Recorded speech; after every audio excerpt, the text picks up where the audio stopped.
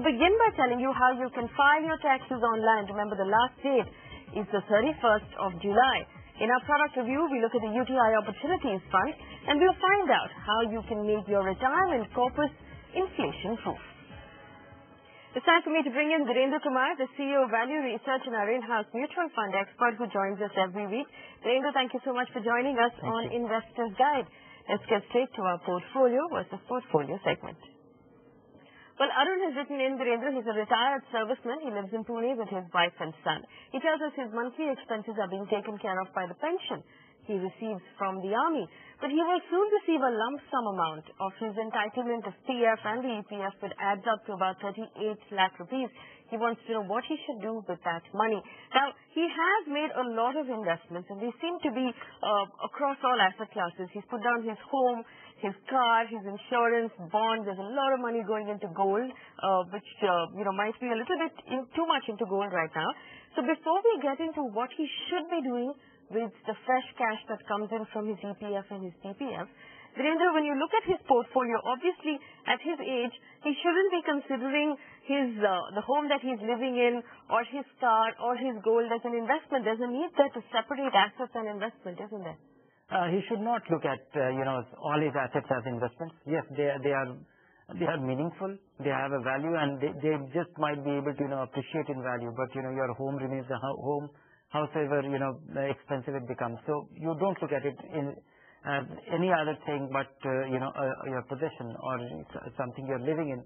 Fortunately, his situation is very comfortable. He has his income stream coming in from pension. He is also likely to be very very generous entitlement for the healthcare, either the central government health scheme or the service entitlement. So that's another advantage. So I would say that he needs to really work hard on simplifying and uncluttering his investment. He should just retain his senior citizen savings scheme, the investment which he has made, which will generate quarterly income for him. He can well retain his public provident fund and all other money, including the investment in gold ETF, superannuation fund, the realization from the EPF. All this money should methodically over the next 12 to 18 months, just to eliminate the possibility of catching a market peak. All that money should methodically, 12 to 18 months, should move into our stable growth portfolio. Couple of advantage of, moving his money here. One, this will still be a conservative plan. 30 to 35% of his money will still be fixed income. All the appreciation on this portfolio will be tax-free. And it will be very, well poised to beat inflation in 5-10 years time frame. All right, our stable growth portfolio is on your screen right now. Remember, you can take it down. Arun, the difference between an asset and an investment is that when an investment goes up in value, you should be open to selling it and recovering that money. Now, your home and your car does not fit into that category. Neither does the jewelry possibly that you have at home. Now, they're making a very important point that if you need to beat inflation over the next 20-odd years, you will have to be invested in equity, and our stable growth portfolio is possibly the best way for you to do so. Remember, you can get back in touch with us if you need any more help. We have the next question that comes in from a woman investor. Well, this is a very young woman investor. Anushka writes in, Virendra. She's a 19-year-old engineering student who writes in from Vellore. She tells us her parents have already set aside money for her education, but she has won a scholarship. Well, congratulations there. She's won a scholarship that gives her 50,000 rupees every year for the next 3 years. Now, since she doesn't need that money right now, she'd like to invest it, and she has a 5-year horizon. She wants to know, Virendra, if the HDFC Top 200 or the Franklin India Blue Chip Funds would be the right choice for her to make this investment. 5 years, very young investor. Where would you like her to put that money? 5 years not a good enough time frame for investing entirely into equity, but still I would say that given the state of the market and this 50,000 rupees, which it's not a SIP for next 1 year, it is a SIP for next year as well, because she'll keep getting her scholarship. So I would say that if you want to be a little conservative, consider HDFC Prudence or consider Franklin Balanced, which is somewhat like Franklin Balanced is like having the blue chip fund with a 30% allocation to equity. Likewise, Prudence will be something like having HDFC equity and 30% into fixed income. First time investor, 5-year time frame, that will be a better approach. Anushka, two funds are on your screen right now. Remember, these are balanced funds, so they'll offer you a blend of equity and debt, and they'll suit your time horizon better. We are very proud of you for winning that scholarship and starting so early. Get back in touch with us if you need anything else. But before we go into break, we know it's the time of the year when you have to start filing your taxes. The last date is the 31st of July. Now, for several of you, you have to file it online compulsorily this year. Here's a quick guide on what documents you're going to need to keep handy and how you can file your taxes online. The deadline to file your taxes is approaching, and this year the Income Tax Department has declared if your income exceeds 5 lakh rupees and above, you will need to file taxes online. Don't fret. The process is simple. If you are a salaried employee, you need to gather a few documents. To begin with, you will need a copy of your last year's tax return, your permanent account number or PAN number, and Form 16 from your employer before you start filing your income tax returns online. Your Form 16 indicates how much tax has already been deducted and how much of your income comes under the tax-exempt bracket. Along with it, you need to submit your bank statements for the financial year 2012-13, verifying the source of all cash inflows. For example, the interest or dividend or rent received. You will require all your documents for the investments made during the year. Under Section 80C, investments like your National Savings Certificate, fixed deposit, Public Provident Fund, infrastructure bonds, life insurance premiums, and equity-linked savings schemes. You will also have to declare the interest statement showing interest received throughout the year and all documents relating to any other flow of revenue or income. And if you have made a donation or charity, you will need the donation receipt or a copy of the Section 80G certificate. Now, if you have made short-term capital gains through trading in stocks during the year, you will need to submit a stock trading statement. Also keep in mind, income from residential property you have rented will require you to submit a certificate of interest paid on housing loan. And most importantly, you will need a tax deducted at source certificate to file your taxes. Form 26AS or your tax credit statement will have details of tax deducted, collected, and funds received during the financial year. Once you have all your documents handy, you need to log on to incometaxindia.efiling.gov.in. Click on the Register Yourself tab and select Individual against the radio button, which will be under Individual/HUF. After which, you will need to fill in details like PAN number, name, date of birth, email ID, and mobile number. When you click on Continue, the registration details will be displayed on the page. After filling basic details, password details, personal details, contact details, your present address, and the capture code, click on Submit.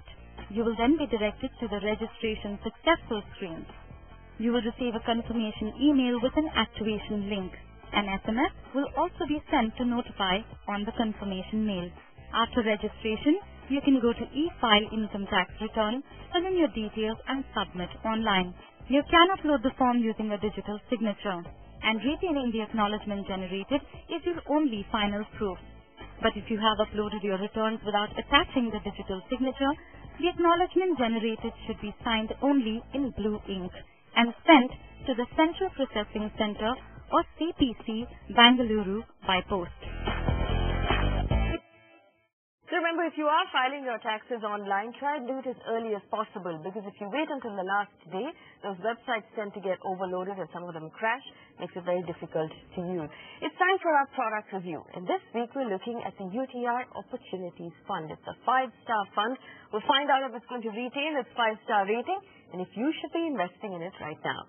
Avan is here, of course, to give us a quick introduction. Avan. Thanks for that, Faye. Well, our fund and focus this week aims to make the most of opportunities in the market by moving its money among different sectors depending on the prevailing trends. The fund also takes concentrated bets on stocks facing special situations such as splits, mergers, or new product launches. The fund got off to a weak start in 2006, underperforming the category and the benchmark, mainly due to wrong bets on mid-caps in a year when large-cap stocks rallied. To add to the woes, the high sector allocation in autos proved to be a bad call. But the fund soon made up on lost ground. Over the past 5 years, it has emerged as a top performer in its category. It's managed to beat the benchmark every year for the last 5 years and has generated a return of 16% since its launch. Let's do some calculations to give you a better point of view. If you invested 1,000 rupees in this fund when it launched, you would have 3,120 rupees today. So should this fund be a part of your portfolio? Our experts are here to give you the answer. With that, it's back to you, Faye. All right, Awan, thanks for that information. Virendra, UTI Opportunities is a 5-star fund with a very strong portfolio. Is this a fund that you would recommend all of us have as part of our portfolios right now? Yes, it is a very high quality fund. It has proved its worth over the past 5-6 years, and it particularly has made a very strong case for itself in a lean market. It has always done better than most other funds of similar kind, and it's a very diversified portfolio. I would say that this fund has also proved on another dimension that it's an opportunity fund, but it has always remained a large cap fund. Because most other opportunity funds, they try to move across capitalization, try and spot opportunity of any kind across the market. But here is a fund which has primarily emphasized its sectoral preference to derive performance and succeeded at it. Finally, Virendra, would you recommend it retain its 5-star rating on UTI Opportunities? What rating would you give it? Yes, I would reaffirm its rating, which is 5-star. 5 stars there for the UTI Opportunities Fund on Investors Guide. Remember, Virendra said this is a very strong fund. It's been impressive, especially in markets like the one we're seeing right now. It's time to move on to our hold or sell segment. Well, Vinod has written in, Virendra, he's 36 years old. He puts 15,000 rupees a month in his portfolio, and he hopes for good returns over the long term. And he wants to know if his portfolio is on track. Right on top, he has HDFC Top 200 long-term investment. Is this the fund he should go for?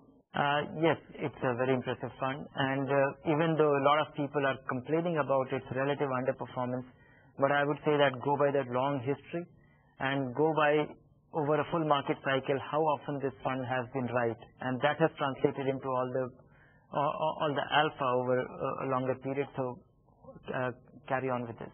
See, with that fund, Reliance Growth is the next on his list, Virendra. 5,000 rupees every month. Continue that investment? Yes, this has been a relatively disappointing fund, and for a while now, and even in the interim when the market did very well, it did not. This fund did not. But I would say that this fund has very different characters. Unless market makes a comeback, this fund will not do well. And till that point, you need to be patient. This may not be the finest choice, but it may not be a point to stop your investment or get distracted. So continue with this as well. The next on his list are 2 mid and small cap funds, the DSP BlackRock Small and Mid Cap Fund and the Sundaram Smile Fund, Virendra. 2,500 rupees going into these funds every month. Should he continue that investment?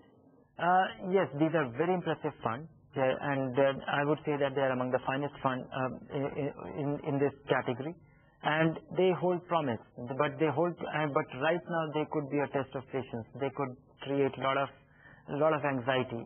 And what we have seen over the past 1 year, that these funds would have crumbled so much more. But he's very young. He's going to, and he plans to invest for many, many years now. So he must continue his investment in Reliance Growth, the DSP BlackRock Small Cap Fund, as well as Sundaram Smile, till the market makes a comeback. And whether it takes 3 years, 5 years, then he should do a review of his position. Till that point, he must continue his investments. All right, continue his investments. He also wants to add an additional 25,000 rupees a month to his portfolio. Would you recommend he spreads it across the 4 funds that he has right now, because you have said he should continue all of them? Or would you like to add one more fund to his portfolio? I would like to, do both, in a sense that an interesting addition in his portfolio could be an international exposure. So, and he can well consider a Motilal Oswal Nasdaq 100 or a Franklin Templeton's US Opportunity Fund. So that will be a very desirable diversification, at the same time a fairly opportunistic one. So of his 25,000 incremental investment, it could well be 5,000 or 8,000, because his total investment post that addition will be about 40,000. And remaining money, he has very smartly made the allocation. If you look at 5,000 rupees going into HDFC Top 200, compared to 2,500 rupees going into. So, and 4 funds, he gets a very high quality diversification across, even the management style. So I would say allocate 20,000 rupees in the current funds in the same ratio and add, and earmark 5,000 rupees for that overseas allocation. All right, an overseas allocation to add to your portfolio. Dhirendra, we have time for one last question. Shaji John has written in. He has a 3-year-old daughter. He's already worried about her future. He wants to begin saving for her education, and he wants to know where he should begin. Now, the reason why I picked this question is because we have so many parents who write in to us on a regular basis wanting to know what's the best way to invest for their children's future, whether it's the education or the wedding or anything else in the future that they're worried about. What should they do? Should they be choosing one of the child plans already available in the market? Can they just use a mutual fund? What sort of a route should they use? I think they should, simply look at it in two, they should have covered 2 dimensions. One is add to your term cover, whatever you have, are you really covered adequately? That is one. And that should be independent. So you should not consider a child plan, because child plan coming from an insurance company will be a combination of these 2. And you may not get the finest of both. So one, ensure that you have adequate cover, and then choose an investment of the appropriate kind. And I can give a broad thumb rule that if the child is very young and you have 15, 20 years, this kind of time frame, 15 to 20 years time frame, then consider a large and mid-cap fund or a multi-cap fund. And if you have lesser time, if you need the money in 7-8 years time, consider a balanced fund. If you have less than 5 years time for your child, then don't even consider anything to do with equity, or maybe a MIP, and have reasonable liquidity and start preparing, start liquidating a part of your investment as you get closer to your goal. These are the broad rules which one should follow and choose the appropriate investments. All right, so on your screen right now, I'm going to put that up again. The rules that Dhirendra has given you. Based on the time horizon you have, you pick a mutual fund that suits your needs best. And of course, get back in touch with us if you need any more help regarding investing for your children. Now, before we go into break again, we know that we talked about filing taxes, and that has become easier now that you can do it online. But getting a tax refund is still a really cumbersome process. Let's take a look at how you can get a tax refund from the government and how you should know whether or not you're entitled to a refund. Take a look. If you failed to make your investment declaration on time last year and wound up paying more tax than you needed to, don't worry. Legally, you are entitled to receive a refund from the government for a miscalculation of tax. You're supposed to estimate your annual tax liability during the year and make adjustments as and when you're clear on your income. Sometimes individuals do tend to overestimate or underestimate their annual income, and consequently the tax liability at the end of the year, when you're really ready to file your return, you realize that maybe you overpaid your taxes. So it's just basically sometimes errors in estimating the income. If your calculations show that you are entitled to a refund, here's how you can claim it while filing your tax returns. The last section of your tax return form is the Schedule BA. You need to fill your bank account details and the IFSC code. The form gives you a choice between receiving the funds through a check or an electronic transfer. Make your choice and submit your returns. Now, you wait. If you file your returns online, you will receive a refund in 2 to 7 months. For offline returns, it often takes anywhere between 1 to 2 years. You can track your refund online by visiting the site of the Income Tax Department. If your refund is delayed even longer, it could be because of a mismatch in the tax paid details, error in bank account details, change in mailing address, etc. Sometimes you fill the income tax return form completely incorrectly or erroneously. So obviously the assessing officer may not process the return per se. So that is one big reason. Very often we've seen that in the requirement of this year's return form as well, you have to mandatorily give your bank account number with the IFSC code. So sometimes just typographical errors in giving the code or the bank account could lead to these errors. Here are a few simple points to remember to ensure a faster refund. First up, Verify the tax paid details as per Form 16 and 16A with the Government Form 26AS. Retain all the supporting documents for the investments and deductions. Provide permanent mailing address where a fund has opted through check. Submission of the ITRV within the prescribed timelines. Ensure accurate bank account details are mentioned within the tax return. Ensure other details like PAN, name, assessment year are accurate. Alright, we know it's a cumbersome process, but remember, a tax refund is money that the government owes you. So you must make sure you claim that money back. Virendra, thank you so much for joining us on Investors Guide and answering all of our questions this week. Gaurav joins us now to answer some of the questions you sent in during the week. Gaurav, it's always a pleasure to have you on the show. Our first question comes in from Bhargav, who writes in from Kolkata. He tells us he has a goal to build a portfolio of 10 lakh rupees in only 6 years. And he's been investing 5,000 rupees in the Birla Sun Life Frontline Equity, HDFC Top 200, Franklin India Blue Chip and IDFC Premier Equity. He wants to know if he should just focus on these investments, will that be enough? Or should he add other asset classes to his portfolio? Gaurav, what should he do? Bhargav, 10 lakhs in 6 years by investing 5,000 rupees every month is a little tough call. Because what we are talking about is you're saying you'll invest about 60,000 every year, and hence in 5 years time you'll end up doing 3 lakhs. Now for the 3 lakhs to become 10 lakhs, we're looking at phenomenal or probably abnormal kind of returns. So you need to either enhance, increase the tenure of your investment or reduce your expectations.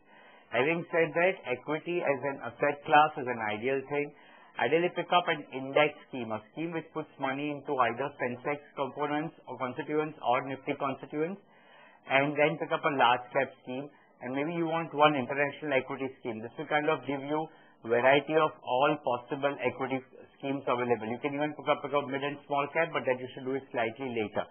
Keep doing this, and over a period of 7 to 9 years, you're likely to get returns about 12 to 15% annualized. However, these returns will not be linear. So you could have few bad years and few good years, but since equity as an asset class does not give guaranteed returns, you'll have to live with that volatility. Our next question comes in from Himanshu, who writes in telling us he has a lump sum of 1.5 lakh rupees in his bank account and he wants to invest that money in mutual funds. He wants to know if he should use an SIP, and if that is the case, then how should he break up that money across SIPs? He also wants to know if gold is the best investment option at this point. Gaurav, obviously you wouldn't recommend he invest all of that money into gold, but how would you like him to go forward? The most important homework that you should have done is you should have clearly specified your financial goals. For what do you require this money and when? So if you are going to require this money in next 2 to 3 years for your financial goals, choose debt-based instruments. You can do a recurring deposit, or you can invest in a debt-based mutual fund. For your financial goals, which are going to be 7 to 9 years away, you can look at equity as an asset class. You can do SIP into equity fund. It seems you are not too much familiar with various kind of equity funds, and hence I would encourage you to start with an equity fund which puts money into Sensex or Nifty. So those are kind of the safest within different categories of equity fund. Do that for a couple of years, and then once you have an experience, move to actively managed funds, which are large cap actively managed funds or mid and small cap funds. We have time for one last question on the show. It comes in from Dhritiman, who writes in he wants to invest 5,000 rupees a month for 10 years. And he wants to know where he should start investing. Gaurav, this is obviously someone who's making his first investment. How would you like him to begin? So Dhritiman, you are looking at a 5-year period. Ideally, make a combination of debt and equity. Had you specified a particular goal, then I could have been a little more specific, because if a goal is something which is not stretchable, then I would have suggested go higher on debt component. If it's stretchable, I would have encouraged you to go for higher equity allocation. Since you have not done that, you make a combination. Ensure that in your SIP you have a fund, or you have 2 or 3 funds whose total combination is about 60 to 65% into equity and rest into debt, and probably 1 or 2 years prior to your money requirement, reverse the allocation. So increase your debt allocation and reduce the equity allocation. All right, Gaurav, thank you so much for joining us on the show and answering our questions. That's a wrap on Investors Guide this week. But remember, if you have a question for us, feel free to email us. There's an email ID at the bottom of your screen. You can also reach us on our Facebook page.